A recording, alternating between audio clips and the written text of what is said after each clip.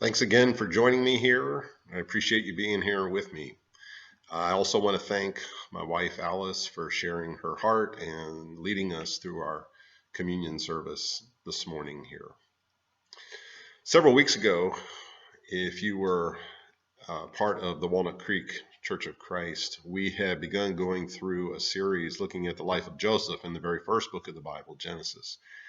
And when this pandemic hit, I decided to back off from that for a handful of weeks. And I'm going to go back to that. I love that story, period. But I also was thinking about how Joseph has to operate in very restricted circumstances in much of his life. And I think he may have some good things to share with us. What God does in his life in those circumstances should speak to our hearts as well. So as we begin this morning, we're going to be in Genesis 39. If you haven't heard or seen the previous messages about Joseph, they are on this channel on YouTube. You can go and watch those whenever you have some time. But we had just gotten through a couple, and we're at the front end of Joseph's life here. So as we get started here this morning, I want to see if you can remember what movie this song came from. Okay.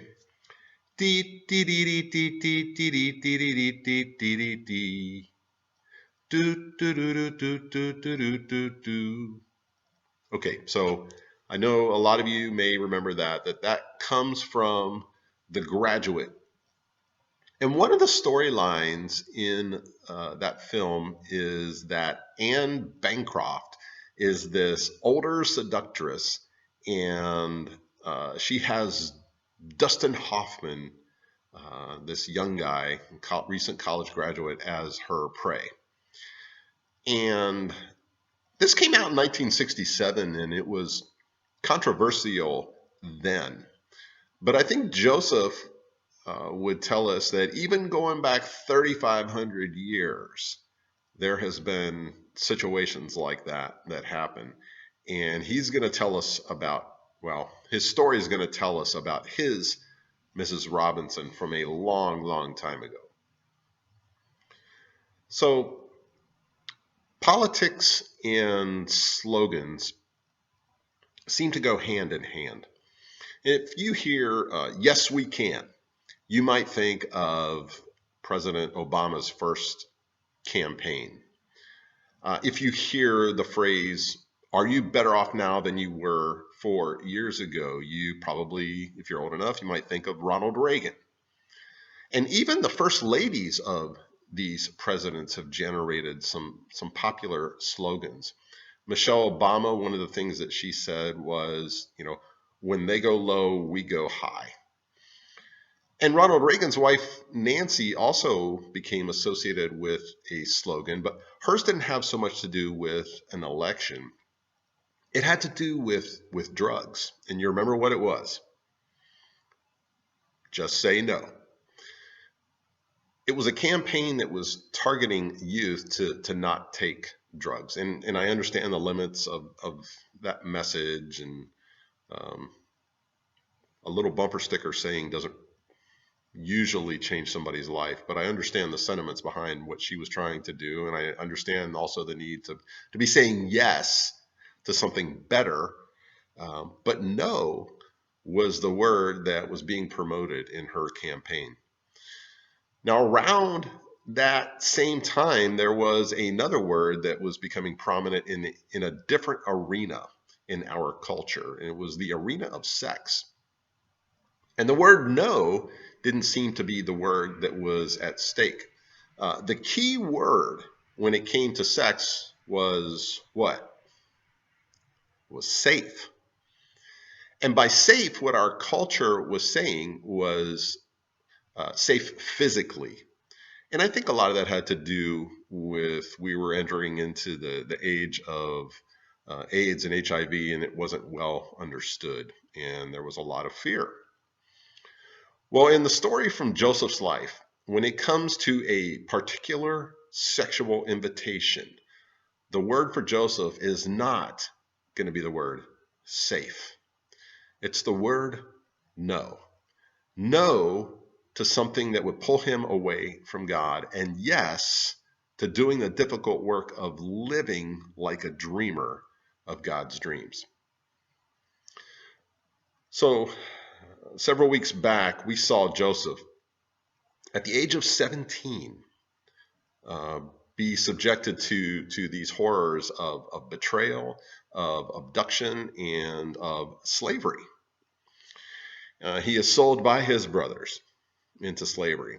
And we're going to continue with the story of Joseph here, and we're going to read all of chapter 39, not all at once, but let's do the first 6 verses here, starting in Genesis 39. Now Joseph had been taken down to Egypt. Potiphar, an Egyptian who was one of Pharaoh's officials, the captain of the guard, bought him from the Ishmaelites who had taken him there. The Lord was with Joseph, and he prospered. And he lived in the house of his Egyptian master. And when his master saw that the Lord was with him, and that the Lord gave him success in everything he did, Joseph found favor in his eyes and became his attendant. Potiphar put him in charge of his household, and he entrusted to his care everything he owned. From the time he put him in charge of his household and of all he owned, the Lord blessed the household of the Egyptian because of Joseph. The blessing of the Lord was on everything Potiphar had, both in the house and in the field. So he left in Joseph's care everything he had. With Joseph in charge, he did not concern himself with anything except the food that he ate. So quite a testimony to Joseph there. He's in the captain of the guard Potiphar's house. And what is the atmosphere like? Well, in verse 2, we have this word prosper. And then in verse 3, the word success. And then in verse 5, blessed. So if you're a slave, it's going about as good as it possibly could. And the biggest reason the story wants us to know is that God is with Joseph. To the casual observer, Joseph appears alone in Egypt. He's a slave. He has no family. He is vulnerable. But he's not alone. God is with Joseph, and Joseph knows it. And here's the really cool thing. His master, Potiphar, knows it too. And that sort of highlights, I think, a principle for us. God in you, God in me, should be noticeable. He's noticeable. And Joseph is going to live like God is with him. He lives honorably, even when his circumstances are not very good. They're less than honorable. And it's easy to have an attitude that more so mirrors the cards that you and I have been dealt by life. But Joseph doesn't compromise his character or faith because he's been betrayed by his own family and enslaved. And maybe Joseph sees his condition or his circumstance as a place of preparation. Because you and I never know what's coming even further down the road, right? We don't know what our hearts will need to be convinced of or transformed into by the time we get to our next circumstance. Joseph absolutely is not where he wants to be. Where he is unfair. But wherever he is, he's going to live like someone who has faith that God is working it out. And what I love about this is that Potiphar noticed. Well, not only does Potiphar notice Joseph, but Mrs. Potiphar notices him too. And Joseph is about to do his Nancy Reagan, and so we'll pick up in the second half of verse 6 here. Now Joseph was well built and handsome, So it's dee, dee, dee, dee, dee, dee. We're back to it here. And after a while, his master's wife took notice of Joseph and said, "Come to bed with me." But he refused. "With me in charge," he told her, "my master does not concern himself with anything in the house. Everything he owns, he's entrusted to my care. No one is greater in this house than I am. My master has withheld nothing from me except you, because you're his wife. How then could I do such a wicked thing and sin against God?" And though she spoke to Joseph day after day, he refused to go to bed with her or even be with her. One day, he went into the house to attend to his duties, and none of the household servants was inside. She caught him by his cloak and said, "Come to bed with me." But he left his cloak in her hand and ran out of the house. Apparently, Joseph was a looker. He was hot. And Mrs. Potiphar seems to kind of go into cougar mode. And she's a master of poetry, isn't she? "Come to bed with me." Uh, I don't know how many words that was in Egyptian, but if you read in Hebrew, it's just 2 words. Maybe her experience had taught her that, not much talk was required with most men. But something happens that she's not expecting. Joseph says no. Why? Because that would violate Potiphar and it would violate God. And I think Joseph knew his life was an open book before God. Many years later in Proverbs, we're going to see this written. In Proverbs 5, in verse 20 and 21, he says, "Why be captivated, my son, by an adulteress? Why embrace the bosom of another man's wife? For a man's ways are in full view of the Lord, and he examines all his past." And so how much would online activity and office activity and school and neighborhood activity change if we could just remember that our ways are in full view of the Lord? Well, Mrs. Potiphar is relentless, and she badgers him day after day. And she becomes not only verbally aggressive, but physical as well. And it seems like she kind of just wants to grab him and pull him on top of her, thinking that maybe that will change his mind.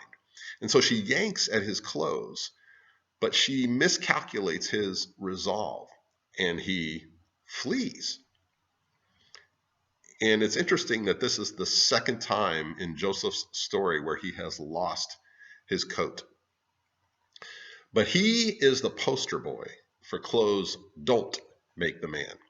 What a man worships is what makes the man. And Joseph is not going to squander his relationship with God on this fling of passion. And isn't there something in you that says, man, God, if there is ever a time to bless or reward this guy, it's now. He needs a pat on the back. He needs to be publicly recognized for his character and his integrity. But that's not going to happen. The saying goes, you may know, hell has no fury like a woman scorned. And when Mrs. Potiphar can't master this dreamer of God's dreams, she turns to spite. And so let's pick up in verse 13. When she saw that he had left his cloak in her hand and had run out of the house, she called her household servants. "Look," she said to them, "this Hebrew has been brought to us to make sport of us. He came in here to sleep with me, but I screamed. When he heard me scream for help, he left his cloak beside me and ran out of the house." She kept his cloak beside her until his master came home. And then she told him this story. "That Hebrew slave you brought us came to me to make sport of me. But as soon as I screamed for help, he left his cloak beside me and ran out of the house." When his master heard the story, his wife told him, saying, "This is how your slave treated me." He burned with anger. She doesn't like being refused, does she? And she even implicates her husband Potiphar, saying, "You brought him into the house here. This is a reflection on you." And Potiphar is angry. And so the question I have, though, is why doesn't Potiphar have Joseph executed? He's a slave. And the story doesn't really make it clear as to why Potiphar is angry. I mean, is he angry at Joseph? Is he angry at his wife or the publicity? It's unclear. But not executing Joseph, to me at least, seems to indicate that he's maybe not all that certain about his wife's story. So does that help Joseph find justice? No, it doesn't. Because the very next thing that we see in verse 20, it says that Joseph's master took him and put him in prison, and it's the place where the king's prisoners were confined. So Joseph moves from Potiphar's house to the big house. He does the right thing, and he gets jail rather than justice. But the story is going to remind us of something. And so we pick up in verse 20. Joseph's master took him and put him in prison, the place where the king's prisoners were confined. But while Joseph was there in prison, the Lord was with him, and showed him kindness and granted him favor in the eyes of the prison warden. And so the warden put Joseph in charge of all those held in the prison, and he was made responsible for all that was done there. The warden paid no attention to anything under Joseph's care, because the Lord was with Joseph and gave him success in whatever he did. So the story wants us to know that Joseph is still God's guy, and God is still Joseph's God. And Joseph won't get stuck on questions like, why is this happening to me? And again, I'm sure he had that question, but he doesn't get stuck on that. He seems to press on to, what do I do now? How do I live like a dreamer of God's dream? And God continues to bring him success. Well, I've got some so whats for you here this morning. If you've never been to our church, I like for us to think about some so whats. We read a story and it's like, so what? What, why is it there, or what does it have to do with me? So I settled on, I'm sure there's plenty, and you've probably already unearthed some of them as we've been going along here. But I've got 5 that I want to share with you. And the first one is this: you and I can and should live above our circumstances. And I know that we can't ignore our circumstances, like we can't ignore this virus and the parameters that are getting put on our life because of that. And we have to operate within our circumstances. But as followers of Jesus, God's Spirit is within us to empower us to live above our circumstances. And isn't that much of Jesus's admonition in his Sermon on the Mount?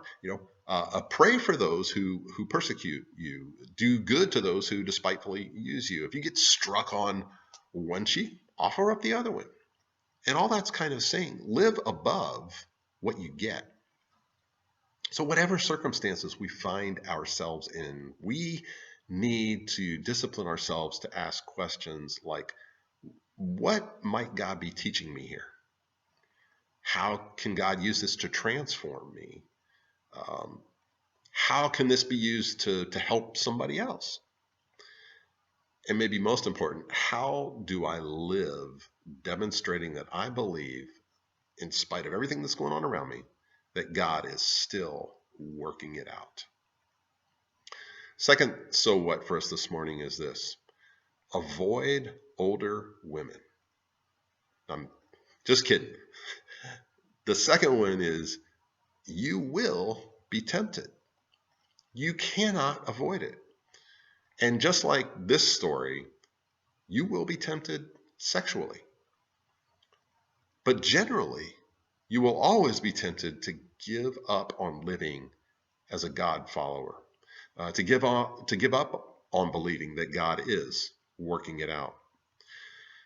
When Paul writes a letter to the church in Corinth, one of the things he tells them in chapter 10 is that there's no temptation that sees you except what's common to man. Temptation is common. It's not unusual. We all get tempted by stuff. And that can be as big as a house, or it can be as small as the latest gadget to come along. But you will be tempted to be selfish and to give up on your character and your identity in Jesus for stuff. We all get tempted by status, to sacrifice our family or our friends or our faith for a title or the acceptable status symbols for the Bay Area. And we all get tempted sexually. And that brings us to our next so what? You can say no. Joseph said no, and so can I, and so can you. It's not about entertaining the idea of, is it safe? It's about saying no when God says something is wrong. And it's not arbitrary. He's trying to protect us and protect our hearts. In that same passage that Paul wrote in that letter to the church in Corinth there, he says that God's not going to let us get tempted beyond what we can bear. So you and I can say no. And I think that sometimes we should say no to situations and settings. Now, since Joseph is a slave, so he can't help being in some of the settings that he finds himself in. But we sometimes put ourselves in places that we're probably not going to do very well in. And you know what those might be for you. It could be a club. It could be a car. It could be on the internet when nobody else is around or everybody else is asleep. There are environments that we don't need to put ourselves in. And there actually might even be people that we don't necessarily need to be alone with. Another thing I think is probably true of Joseph here is that you probably don't learn to say no on the spur of the moment. You kind of have to plan on that. Have that seed planted in you already, have that instilled in you in some way. It's good to have some training or practice before you find yourself in a battle, right? Well, Joseph's answer to Mrs. Potiphar, I think, reflects some forethought or previous values that he's already decided to center his life on. He doesn't have to say, let me think about this. This is a confusing one to me. He knows what's right, and he knows why, and he's decided how to respond before the situation arises. And I think you and I can do that too. A fourth so what for you to think about. There are consequences to saying either no or yes. If you say yes to sexual temptation, there will be consequences. Friendships can end. Marriages can split. You can lose privileges and compromise your relationship with your kids. You can be riddled with guilt, and you will impact your relationship with God. His heart will be hurt by that choice. And of course, absolutely, there can be forgiveness and healing. But if you say yes, you won't get out unscathed by any stretch. But there are also consequences to saying no. Joseph says no, and he goes to prison. And when you say no, you may lose a relationship. You may lose some acceptance among your peers. You might get ridiculed. You might get mocked. You could even get intimidated or threatened. But there are consequences to saying either no or yes. And your answer will be determined by who it is you want to please. And the last so what that we're going to keep coming back to, because I think it's a major theme throughout the life of Joseph, is this: God is still working, and he's still working it out. Just because Joseph's immediate results are hard, God is still with Joseph. And he's not just there, he's working. Joseph goes to not just any jail, but a jail for Pharaoh's prisoners. And we're going to find out here before too long that God knows how to network. He's accomplishing his purpose even in Pharaoh's prison. But for now, Joseph is in prison, and he's having to continue to make choices above his circumstances and live in a way that says, I believe God is with me, and he really is working things out in my life. Thanks again for being here. I hope you heard something that piqued your curiosity, has you thinking, things that you might want to mull over with the people in the room there who are with you. But I just really appreciate you being here. Thank you for this. Just thank God for this story that we have here about Joseph. And again, just hope that we can get back to our own service, our own building here before too long. God bless you guys. Have an awesome day.